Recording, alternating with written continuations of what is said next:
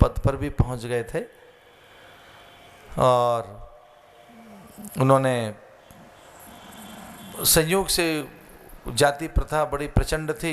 जहाँ जिस गांव में उन्होंने जन्म लिया तो उनका भोजन अलग रखा जाता था, अन्य बच्चों का भोजन अलग, और वो अलग जगह पढ़ते थे, अन्य बच्चे अलग। कई बार उनका पुस्तकों का झोला थैला अगर किसी को स्पर्श भी हो जाता तो बच्चे स्नान करते थे, उनकी थाली कोई छू नहीं सकता था। एक दिन तो बड़ा उपहास हुआ उनका, बहुत ज़्यादा। तो बस उन्होंने तय कर लिया कि एक 50-60 बच्चे लगातार उपहास कर रहे थे एक बच्चे का, तो उन्होंने तय कर लिया कि अब आज मर जाएंगे। तो उन्होंने रस्सी तैयार कर ली और कहाँ फांसी का फंदा लगाना है और कैसे फांसी लगानी है वो सब तैयार कर लिया उन्होंने। फिर अब वो रात को प्रतीक्षा करने लगे कि सब सो जाएं तो मैं फिर मरूं। अभी तो सब जग रहे हैं, तो कैसे अभी तो सब एक बार सबको अच्छी नींद आ जाए, तो सबको सोने के लिए उन्हें जगना पड़ा कि सब सो जाएं। मरने के लिए जगना था कि सब सो जाएं, तो बहुत देर तक जगना पड़ा उनको। नींद आ रही थी, वो बता रहा था मरना भी था और नींद भी आ रही थी, तो करें कैसे। तो लगा कि चलो किताब पढ़ लेते हैं, पुस्तक पढ़ लेते हैं। तो यूं ही कोई एक पुस्तक उठा ली और वो मर रहे थे प्रधानाचार्य के कमरे में। उसमें प्रधानाचार्य वहाँ थे नहीं, उस विद्यालय के प्रिंसिपल के रूम में उन्होंने योजना बनाई थी कि इनकी मेज पे चढ़ के और ऐसे फंदा लगा कर यहीं मरेंगे। अब क्या करें, सब सोए उससे पहले। तो ऐसे एक किताब, एक पुस्तक उनके हाथ लग गई। और मरने वाले आदमी को भी ऐसा लगता है अब तो मर ही रहे हैं तो कुछ भी करो, कुछ भी। जो पलायन जब पैदा होता है आदमी में, कई तरीके की चीज़ें मरा ही रहती हैं हम में। कुछ तो बिल्कुल ही मर गई हैं, जैसे कुछ प्रेम बहुत मर गया होता है, थोड़ा ही प्रेम है, उदारता है, करुणा है, दया है, और कई चीज़ें तो बिल्कुल मर गई होती हैं। संवेदनशीलता ख़त्म हो चुकी होती है, थोड़ी बहुत सांसें ले रही होती हैं। कुछ चीज़ें तो बिल्कुल ख़त्म हो चुकी होती हैं, कुछ में निरंतर रहती हैं। तो उन्होंने वो कल्याण नाम की पुस्तक उनके हाथ लग गई। कल्याण नाम की एक पुस्तक, गीता प्रेस गोरखपुर से वो पुस्तक निकलती है, आज भी आती है। तो उन्होंने उसको ऐसे ही पढ़ा पुस्तक को, तो उसमें था पढ़ो समझो और करो। एक कॉलम आता है उसमें, पढ़ो समझो और करो। तो ऐसे इन्होंने बस पुस्तक खोली, तो उसमें वो विचार था कि कुछ लोग तो इतने हताश और निराश हो जाते हैं कि मरने की सोच लेते हैं कि चलो मरी जाएं। तो कोई जहर खाने की बात करता है, कोई फांसी से का फंदा लगाने की बात करता है, कोई कहता है नदियाँ में कूद जाओ, और कोई तेज वाहन से टकराना चाहता है, कोई तो सर को ही रख देते हैं रेल की पटरी पर, और मरना चाहते हैं आग लगाकर मर जाएं। ये वो लोग हैं जो जिन्हें अच्छे विचार नहीं मिले होते, ये वो लोग होते हैं जो जीवन से हार गए होते हैं, कायर, दुर्बल, जिन्हें अच्छा मनुष्य नहीं कहा जा सकता, जो बहुत घटिया स्तर के लोग होते हैं, वो ऐसा काम करते हैं। तो बहुत बुरा लगा कि लोग किताब भी बड़ा अपमान कर रही है, और तो लोग अपमान कर ही रहे थे, अभी किताब ने भी अपमान करना शुरू कर दिया। उठाए एक तरफ किताब फेंकी, नहीं मरेंगे, अच्छे बनकर दिखाएंगे। एक विचार आ गया और फिर वो व्यक्ति बहुत ऊंचा बना, बहुत आगे तक गया। उस व्यक्ति ने लॉ की, फिर पॉलिटिक्स में गया, बहुत बड़े बड़े पदों पर बैठा हुआ व्यक्ति। अपनी मन की बात उसने मुझे कही थी कि कभी एक बार ऐसी हीनता आ गई थी कि अब कुछ हो नहीं सकता। तो आप में से भी कोई ऐसा बैठा हो कि अब कोई संभावना नहीं रही, उसके लिए मैं ये बताना चाह रहा था कि जीवन का प्रबंधन बहुत कम लोग कर पाते हैं, अपने को कुछ बहुत कम लोग ठीक ठाक रख पाते हैं। हाँ, अपनी चीज़ें संभाल कर रखेंगे, एक ग्लास है इसका केस संभाल कर रख लें, झोला थैला, अपना घर, बाग बगीचा, इन्हें संभाल कर रख लें, जरा अपने को भी संभाल कर रखो। एक दिन सब चीज़ों को ठीक रखना चाह रहे हो, एक दिन अपने को भी ठीक करिए। तो लाइफ मैनेजमेंट या जीवन प्रबंधन का अर्थ है कि एक बार बढ़िया जीवन, और कैसा जीवन? दिव्य जीवन, डिवाइन लाइफ। एक दिव्य जीवन हमारा बने, और उसके लिए आरंभ किया जा सकता है विचारों से।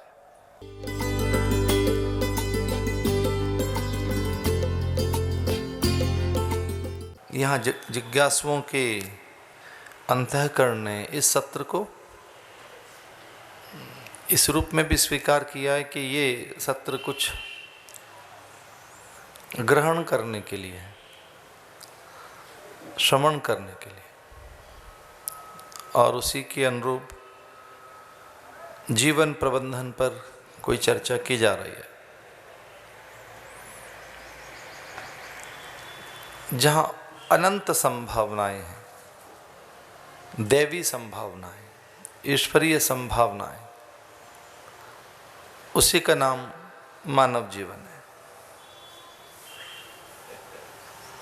जहाँ संभावनाएं नहीं हैं और सीमित जीवन है, वो जीवन एक पत्थर का जीवन, पहाड़ों का जीवन, पशुओं का जीवन, बस निश्चित सा जीवन है, और वहाँ कोई बहुत बड़ी संभावनाएं नहीं। बहुत ऊंचा उड़ सकती हैं चिड़ियाएं, नभ में एक बड़ी उड़ान भर सकती हैं, वृक्ष और थोड़ा ऊंचा, और पेड़ों से कुछ अधिक और ऊंचा हो सकता है, पर्वत शिखर कुछ बड़े हो सकते हैं, लेकिन उन सब के पास एक सीमितता है। उन सब के पास उनकी अपनी सत्ता से विलग, भले ही वहाँ ईश्वरीय चेतना है, पर उसे अभिव्यक्त करने के लिए और उसमें कुछ अधिक और प्राप्त करने के लिए कोई संभावना नहीं। इसे जहां अनंत संभावनाएं और जिनका कोई अंत नहीं है, वो सारी संभावनाएं मनुष्य के आसपास है। जन्म से ही जिसे ईश्वर को पाने की योग्यता प्राप्त है, जन्म से ही जो विद्या, विचार, संस्कार, विवेक, श्रम, साधना के द्वारा ब्रह्म हो सकता है, अद्वैत मत के अनुसार जो ईश्वरीय अनुभूति कर सकता है, भगवदानुभूति, ईश्वरानुभूति, और स्वयं में उस ईश्वर को अनुभव करना, ये संभावना मनुष्य के पास है। कुछ छोटी छोटी चीजें हैं जो आज मैं जोड़ना चाहूंगा। एक है संबंधता, संबद्धता, संबंधता, रिलेशनशिप।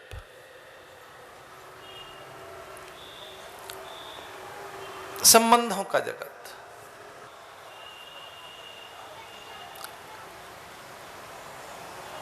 जिसे कनेक्टिविटी भी कह सकते हैं। हम हर पल संबंधों के साथ किसी एक संपर्क में हैं। हम में हर पल एक संपर्कता है, हर पल हम में एक कनेक्टिविटी है। हम कनेक्ट हैं, कहीं ना कहीं जुड़े हुए हैं संबंधों में, विशेष तौर से।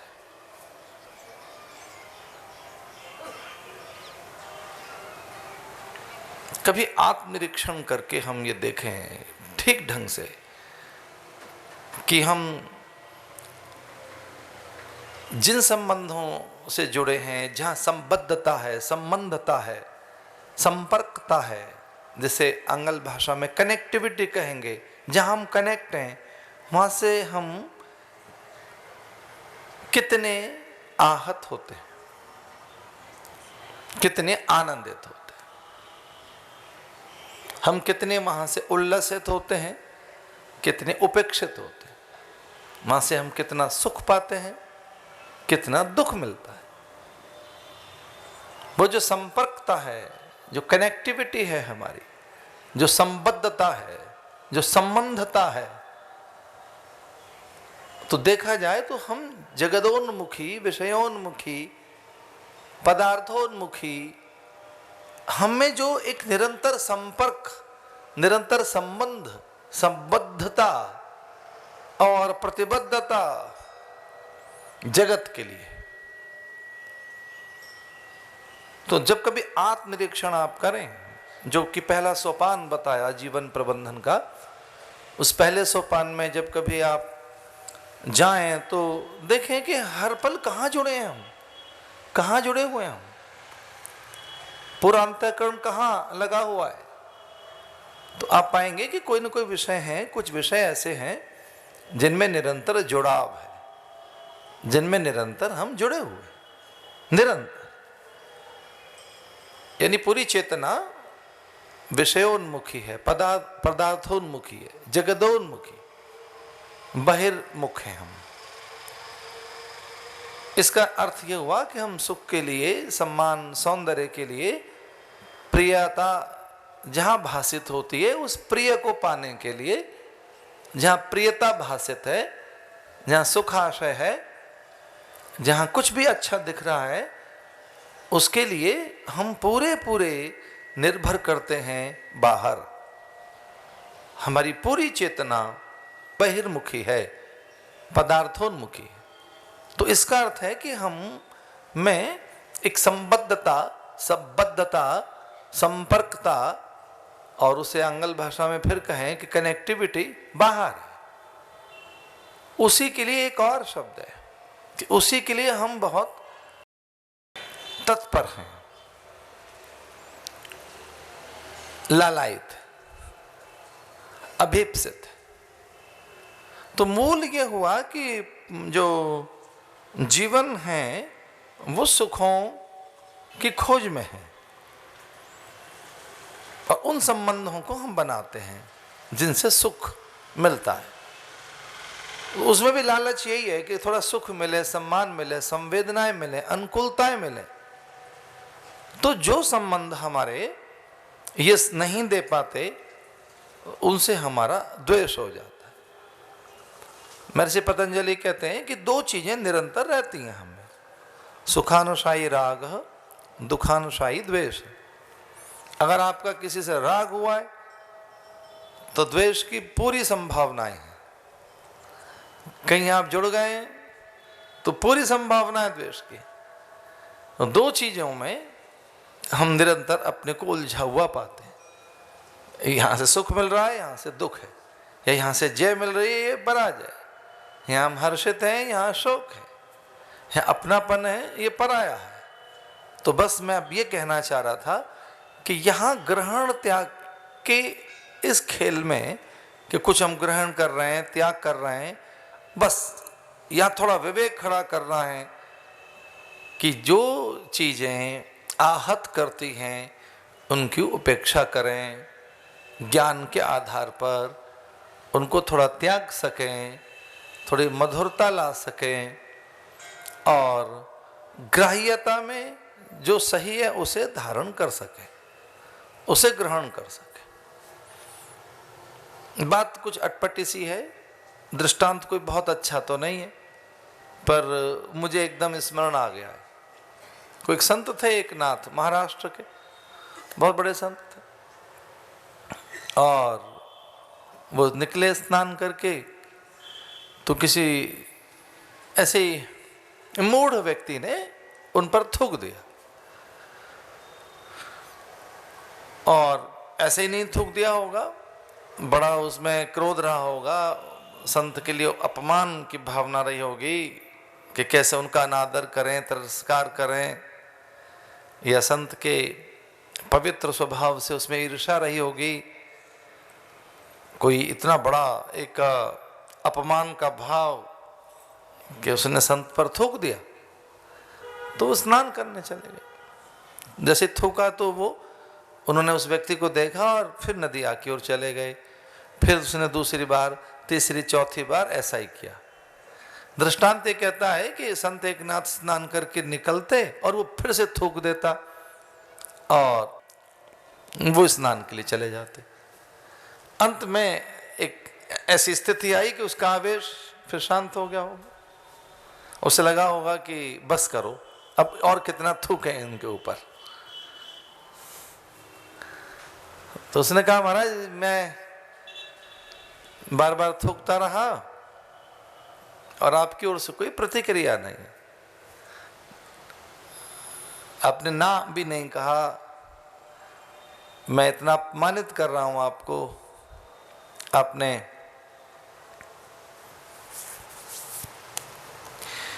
आपके चेहरे से कुछ दिखा नहीं कि मैं कुछ गलत कर रहा हूं और आपको गलत लग रहा है, पर कुछ तो कहो। ये आपका मौन मुझे और झुंझलाहट दे रहा है। ये सच है कि अब मैं नहीं थूकूंगा, पर ये आपका जो मौन है ये भी मेरे लिए बड़ा भयंकर है। आपकी कोई प्रतिक्रिया नहीं आ रही है, मैं कुछ भी कर सकता हूं। अब ये तो खाली मैंने थूका है, मैं बहुत कुछ कर सकता हूं, इससे आगे भी कुछ और ऐसा मैं कर सकता हूं जिससे आपका बड़ा अहित हो सकता है। इसे अब आप मौन तोड़िए अपना और कुछ कहिए। संत ने बड़ी मीठी सी बात कह दी कि अभी तो मुझे इतना ही याद आ रहा है कि आपके कारण मैं आज कई बार नदिया में स्नान कर सका, आपके कारण मैं कई बार आज मैं स्नान कर सका। रही बात आपकी कि आप कुछ मुझे देना चाहते थे, तो मेरे योग्य वस्तु नहीं थी।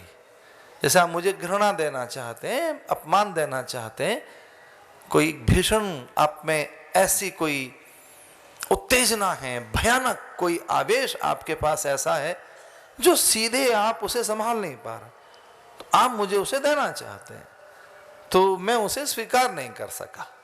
एक इस बात का ही मुझे बड़ा कष्ट है कि आप कह रहे हैं मौन तोड़िए, तो मैं एक इसका मुझे बहुत कष्ट है कि आपकी घृणा, आपके भीतर का द्वेष, आप में मेरे लिए बड़ा जो अपमान, बड़ा तिरस्कार जो आप लिए बैठे, तो बंधु वो मेरे बहुत काम की चीज नहीं है, मुझे कुछ वो बहुत अच्छी लगती नहीं, इसलिए मैंने उसे स्वीकार नहीं किया। तो इसका कष्ट है मुझे कि आपकी घृणा को, आपके भीतर में जो अपमान है, आप कुछ देना चाहते हैं मुझे और कुछ ऐसा जिसे आप सहेज कर नहीं रख पा रहे, तो मैं ले नहीं सका। एक ये भी मुझे काफी कष्ट है। और फिर संत ने तीसरी बात कही जो बहुत बड़ी बात है। संत ने कहा, फिर जिसमें आपका बहुत अच्छा हो सकता हो, जिससे आप सहज हो सकते हो, कुछ ऐसा करके, तो उसके लिए भी मैं तैयार हूं। आपको लगता है कि कुछ और आप ऐसा करना चाहते हैं, तो मैं सहज होकर बैठा हूं, क्योंकि अभी तक मैं बहुत लोगों के काम नहीं आ सका हूं। एकांत का मेरा जीवन, एकाकी जीवन, जो एकांत में निर्जन वन में रहते हैं, प्राय ऐसे सन्यासी, वो समाज से अन्न वस्त्र औषधि लेते हैं। हम परजीवी हैं, बहुत लेते हैं समाज से, कुछ लौटा नहीं पाते। हमने औषधि, वस्त्र, भोजन, बहुत कुछ मिलता है, तो समाज से जब इतना मिलता हो एक सन्यासी को, तो सन्यासी को लौटाना चाहिए। तो मैं बहुत दिन से एकांत में हूं, मेरे ऊपर ऋण भी तो है समाज का, और आप समाज के एक प्राणी हैं। और मुझे वैसा भी लगता है कि जिस समाज से आप चल कर आए, फिर सब वैसे ही होंगे ना वहां, ऐसे ही लोग। जिस समुदाय से आप चल कर आए, उस समुदाय में सब ऐसे ही होंगे ना। तो अब मैं तैयार हूं, आप कुछ भी कर सकते हैं, क्योंकि समाज का ऋण है मेरे ऊपर। मैंने समाज से अन्न लिया है, वस्त्र लेता हूं, औषधि लेता हूं, मैं समाज से पोषित होता हूं, मैं यति। और मैं समाज मेरा पोषण करता, तो मैं तैयार हूं। तो इतना तो काफी था कि वो मूढ़ व्यक्ति संत के चरणों में गिर पड़ा, इतना काफी था। हम जहां निरंतर संबद्ध हैं, संबद्ध एक रिलेशनशिप जहां है, वहां से बहुत कुछ ले रहे हैं और वहीं उलझे हुए हैं। इतने उलझे हुए हैं हम कि अगर हमको बहुत दुखी किसी ने किया है तो हमारे संबंधियों ने, और हमें बहुत दुखी किया है तो हमारे संबंधियों ने, हमारे अपनों ने, वही हमारे बड़े सुख दुख का कारण बने। तो वहां से उतना ही लें, वो लें जो जिससे आपके विकास में बाधा ना आए। तो आत्मनिरीक्षण के समय एक बहुत बड़ी बात यह है कि जहां संपर्कता है, जहां हमेशा जुड़े हुए हैं, जहां जुड़ाव है, जहां कनेक्शन है, कनेक्टिविटी जहां है, हर पल जिस जगह से जुड़े हैं वहां से कुछ ले रहे हैं। जहां कान जुड़े हुए वहां से कुछ ले रहे हैं, जहां आंखें जुड़ी हैं वहां से कुछ ले रहे हैं, नासिका जहां जुड़ी है वहां से, जिह्वा जहां जुड़ी है वहां से। अरे कितना ले रहे हैं हम, और जो ले रहे हैं उसमें कोई फिल्ट्रेशन नहीं, कोई फिल्टर नहीं लगाया हुआ है कि छान कर लें, तोल कर लें, सही लें, व्यर्थ न ले लें, अकारथ न ले लें, निंदनीय न ले लें, कुछ ऐसा न इकट्ठा कर लें जो सही ना हो। तो पता लगा कंकड़ पत्थर इकट्ठे करते रहे, वो लेते रहे जो इतना ही इकट्ठा कर लिया है। तो पूंजी के नाम पर तो कुछ है नहीं। हाँ, समाज ने निंदा दी, उपेक्षा, तिरस्कार, अपमान, और वो जो सही नहीं था उसे ग्रहण करते रहे। तो मैं बता रहा था कि जीवन प्रबंधन में एक संपर्कता को ढूंढिए कि संपर्कता क्या है, किसके संपर्क में है आप, किसके संसर्ग में है आप। वहां से कोई दोष तो नहीं आ रहा। जित संग दोष निर्माण मोहा, जित संग दोषा, ये देखिए, निर्माण मोहा, जित संग दोषा, द्वंद्व विमुक्ता। ऐसे तो भागवत में जो बार बार मैंने बात कही, जितासनो जित श्वासो जित संगो जितेंद्रिय, जित संगो जितेंद्रिय। क्या ऐसे लोगों के बीच में कभी हम रहे जो स्वयं पर नियंत्रण, जो जिनका स्वयं पर नियंत्रण है, जिनका स्वयं पर नियंत्रण, ऐसे जितेंद्रिय पुरुष? क्या कभी उस समूह का हम हिस्सा बनकर, क्या कभी हम उस समुदाय में लंबे समय तक रह पाए जिनका स्वयं पर नियंत्रण है, जो जितेंद्रिय हैं, जो पर्यावरण के प्रति संवेदनशील हैं, जागरूक हैं, प्रत्येक परिस्थिति में रहने का जिनका अभ्यास है, लेकिन परिस्थितियां उन्हें विचलित नहीं करती। वो हर स्थिति में, हर अवस्था में, वो हर प्रकार के संकट में, वो हर प्रकार की दुविधाओं में और अभाव में रह सकते हैं, पर वो द्वंद्व, दुविधाएं, अभाव, संकट, विषमताएं, प्रतिकूलताएं उन्हें विचलित नहीं करती। क्या ऐसे अच्छे समर्थ पुरुषों के झुंड में कभी रहने को आपको मिला है? या उस झुंड में रहते हैं आप जो अपनी बात के लिए जी रहे हैं, जिन्हें केवल अपने सुख दिखते हैं, जो केवल अपनी समस्याओं में घिरे हुए, जिनके पास बड़े द्वंद्व हैं, बड़े संशय हैं, बड़ी पीड़ाएं, बड़े दुख हैं, बड़े बड़े बड़े दुख पाले बैठे हैं। उन्हें कुछ और शौक है ही नहीं, उन्हें दुख पालना है। उन्हें सुबह से लेकर रात तक दुखी होना है और उन्हें याद करते रहना है, हम दुखी हैं, हम दुखी हैं, हम बहुत दुखी हैं, हम बीमार हैं, हम कमजोर हैं, हम गरीब हैं, हम सही नहीं हैं, हम अभागे हैं। और हाँ देखो, आजकल तो स्टार भी फेवर नहीं कर रहे। तो ऐसे लोगों के झुंड में रहें क्या कभी आप, जिनके दुख बहुत बड़े हो चुके हैं, जिनके आसपास सिवाय अभाव के कुछ नहीं है, जो त्रस्त हैं, दुखित हैं, व्यथित हैं, चिंतित हैं, व्यग्र हैं, विकल हैं, बहुत सी चीजों को लेकर परेशान हैं। तो बताओ कौन से झुंड में आप रहते हैं? संपर्क किनके साथ है? किनके संसर्ग में रहते? किस वातावरण में आप रहते? तो जिस वातावरण में आप रहते हैं वहां की बहुत सी चीजों से आप प्रभावित होते हैं। आज से 1.5-2 महीने पहले की घटना, 1.5 महीने, सवा महीने पहले की घटना। ठिठुर रहे थे हम लोग यहाँ और कुछ और बात नहीं कह रहे थे, एक ही बात कहते थोड़ी देर के बाद, ठंड इस बार बहुत है। 1 महीने पहले की घटना है कि एक बार तो ग्लव्स पहन लिए मैंने, 2 टायर मैंने टोपी पहनी, नीचे कॉटन, ऊपर से वूलन, डायरेक्ट वूलन कोई चीज मैं पहनूं तो ईचिंग होता है।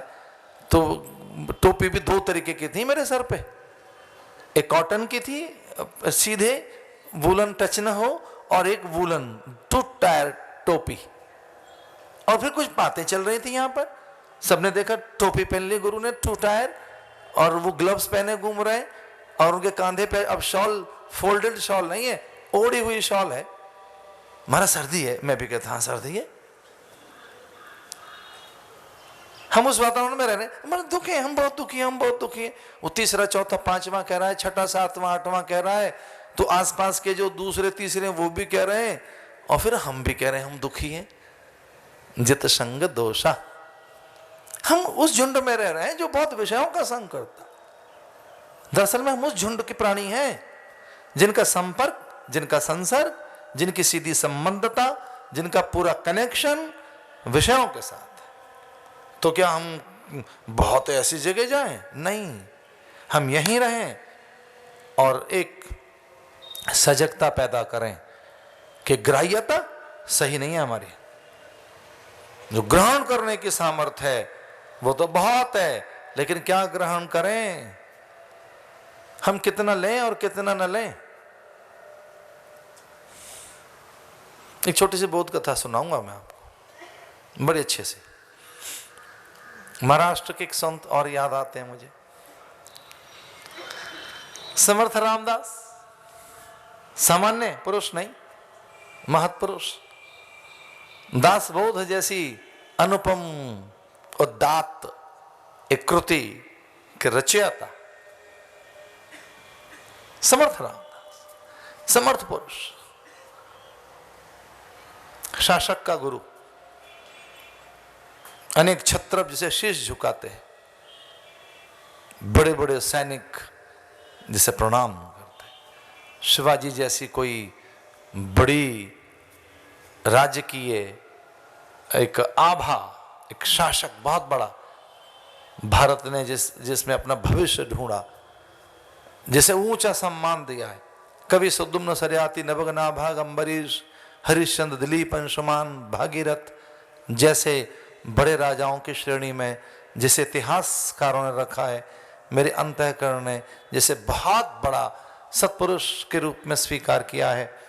भारत की अस्मिता की रक्षा के लिए गुड़ चने लेकर घोड़े पर दौड़कर जिसने इस देश के कपाल पर कुछ अच्छे अक्षर लिखने के लिए पूरे प्राण झोंक दिए हैं, ऐसी बड़ी सत्ता वो शीश नवाते थे समर्थ रामदास को। मैं गुरुओं के पास लेके चल रहा हूं आपको सीखने के लिए। कभी निकट से उनको देखो, झांको, कभी उनके आसपास देखो, छोटी छोटी चीजों में सीधे घुस जाओ, कभी उनके जीवन शैली में, चर्या में, सपरिया में, आसपास में क्या हो रहा है, तो आपको कुछ पाएंगे।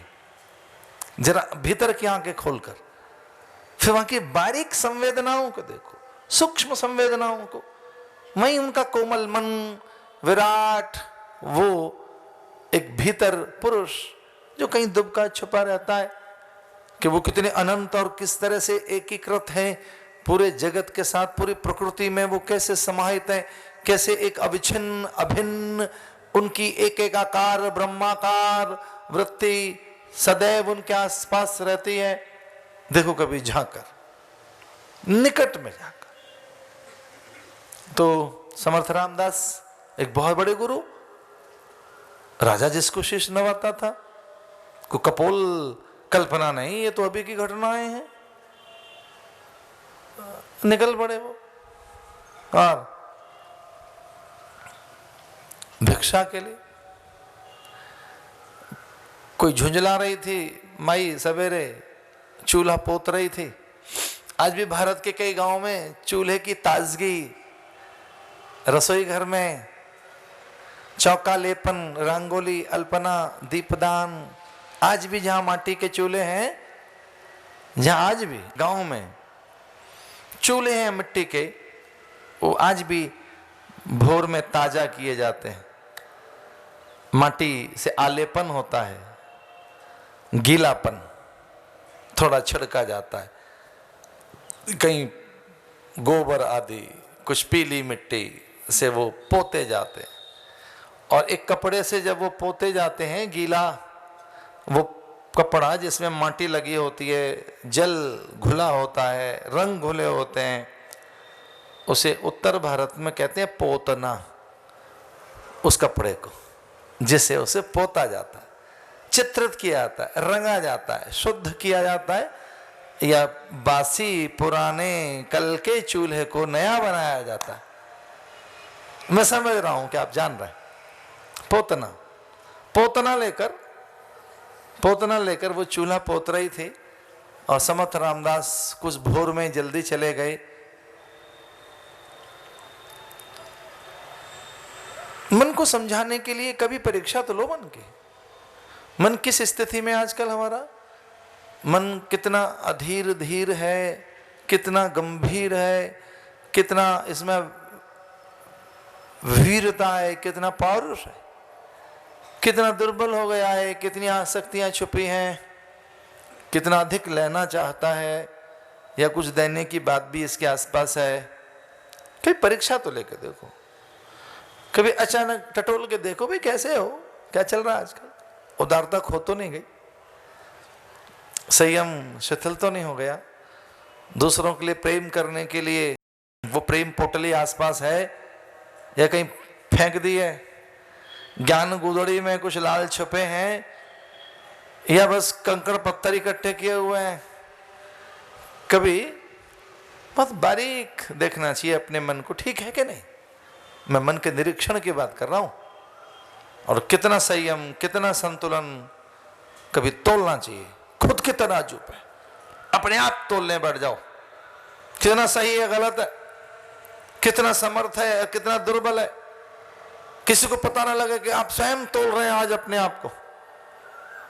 आज आप निगल पड़े हैं अपने भीतर में, अपने को पूरा समझने के लिए। किसी को भनक नहीं लगने देना। क्या पूरी बहुत गंभीरता के साथ परीक्षण विधि चल रही है, निरीक्षण विधि चल रही है। सोने को कूटा पीटा जाता है, जलाया जाता है, घिसा जाता है, रगड़ रहे हैं, जला रहे हैं, और जितना उसका परीक्षण हो रहा है उतना ही वो कुंदन बनकर, तप कर उतना ही शुद्ध बनकर, अच्छा बनकर निकल रहा है। खूब उसकी परीक्षा कर लेने के बाद फिर सुनार पूरे पैसे देने को तैयार है, कहता है बिल्कुल सही है, असली है। अपने को भी जरा देखो कभी कुछ करके कि कितनी कितनी कीमत का मन लिए घूम रहे हो। कभी कभी लोग बहुत सस्ती भाषा का प्रयोग करते हैं, कहते हैं 2 कौड़ी का आदमी। अरे कमाल कर दिया, इतनी इतनी उसकी कीमत गिरा दी आपने। गुस्से में कहते हैं कुछ लोग, कुछ नहीं, 2 कौड़ी का आदमी, 2 कौड़ी का, हाँ कुछ नहीं। और कभी व्यक्ति की कीमत लगे तो बहुत लगती है। किससे लगती है आदमी की कीमत? गोरेपन से लगेगी, लचक से लगेगी, मादकता से, मासलसा से, सुंदरता से। किससे लगेगी? जरूर लगेगी उससे कीमत। पर एक बहुत बेशकीमती किससे सिद्ध हो गया? एक मूल्यवान, अजय, अपराजित व्यक्तित्व अगर आपके पास है तो कभी कभी गुरुओं को भी लगता है चलो तोल लो, टटोल लो, देखें। अकेले निकल पड़े वो, कभी तो झुंड में आते थे, फिर तो सैनिक साथ होते थे, राजपुरुष होते थे, सामंत जय जयकार करते हुए चलते थे, बड़े लोग बोहारी लगाते हुए, स्वस्ति वाचन करते हुए, जल प्रोक्षण करते हुए, सुंदरियां कलश हाथ में लेकर, पंच